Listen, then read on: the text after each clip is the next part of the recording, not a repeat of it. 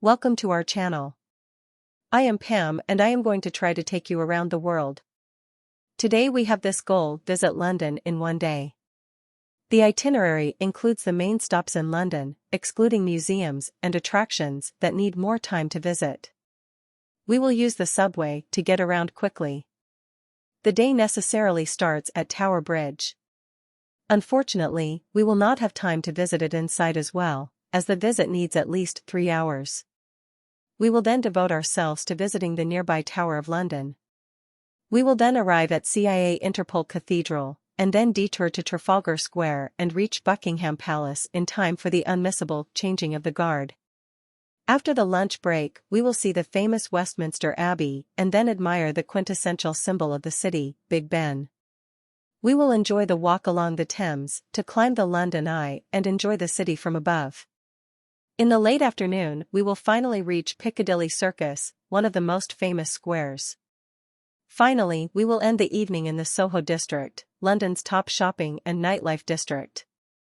The expense to be incurred will be about €70, excluding public transportation.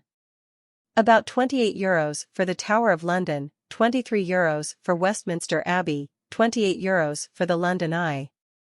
Now let's go into a little bit of detail. Tower Bridge is the most famous drawbridge in the world.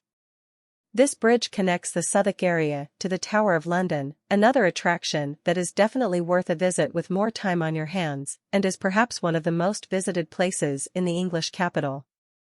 The bridge is bordered by 2 tall Gothic-style towers, connected by a walkway built of glass.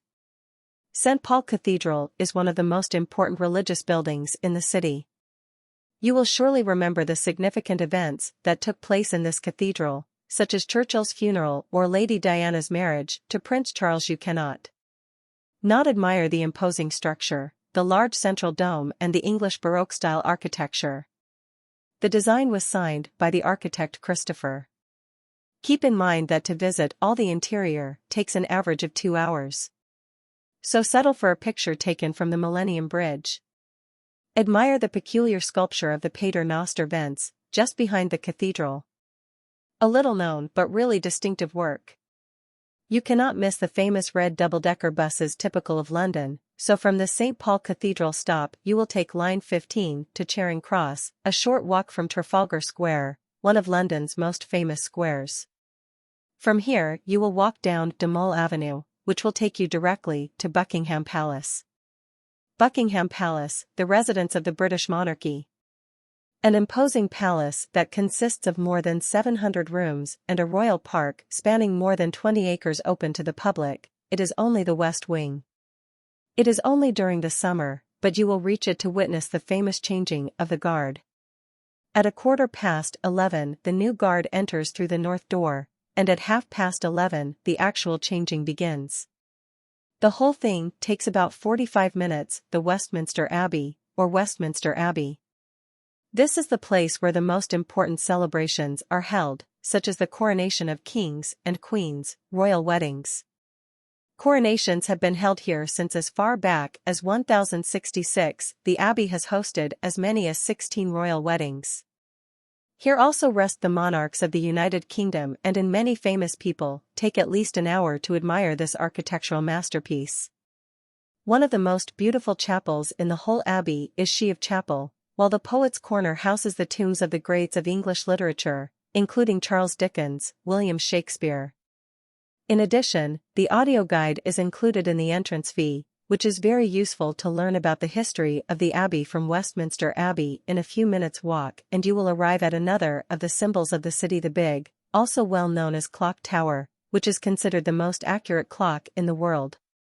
Next to the Big Ben, on the other hand, is the Palace was Westminster, which is the palace where the British government has its seat.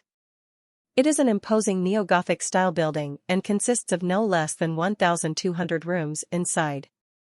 It is home to the 2 Houses of Parliament, namely the House of Lords, the House of Commons.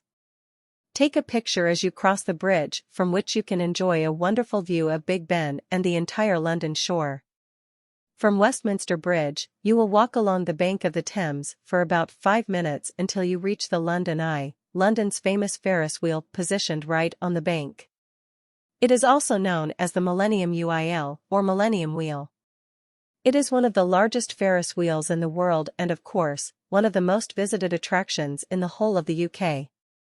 The large cabins reach up to 135 meters high, giving a 360-degree view of London from above, and the full ride takes about 30 minutes. When you have finished the tour on the London Eye, you will take the Bakerloo subway line from the Waterloo stop, and after 5 minutes you will arrive at Piccadilly Circus Station. More than a square, it is a great crossroads of London.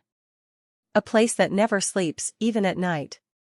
It looks like daytime because of the gigantic signs on the large illuminated advertising screens, or maybe check out London's Red Rock Cafe, a short walk from Piccadilly Circus, begins one of London's most distinctive neighbourhoods, so lively both day and night. The district is the hub of London's nightlife and is famous for red light clubs. At the same time, it is one of the city's most important cultural centres. This is undoubtedly the best place to spend the evening. The streets of Dean Street Bike and Old Compton Street are full of clubs, restaurants of all kinds. There is also no shortage of theatres with a really full calendar of events. If you have already been to the city or want to focus on other attractions, you should know that there is no shortage of museums in London. From the very famous British Museum with free admission, Alt Britain also free, not forgetting the National Portrait Gallery, which costs about €12. The National Gallery and the Modern, both free, are all very unique, but require an average of at least 3 hours as far as neighbourhoods go. Also beautiful is Camden Town, London's most alternative neighbourhood, with its Camden Market. However, it is located far from the main attractions, thus forcing one to spend quite some time on public transportation. But London is also the city of themed tours, from itineraries to the sights of Jack the Ripper to the Harry Potter tour, suitable for children and all lovers of the saga. And speaking of family travel, the little ones might also appreciate the Sherlock Holmes Museum, the Yes Life Aquarium, the Wax Museum. Finally, there is no shortage of great parks in which to relax and escape the city traffic, such as Hyde Park, Regent Park Site, James Park, Green Park. Thank you for your time. If you enjoyed our content, don't forget to subscribe to the channel so you don't miss any of our upcoming videos.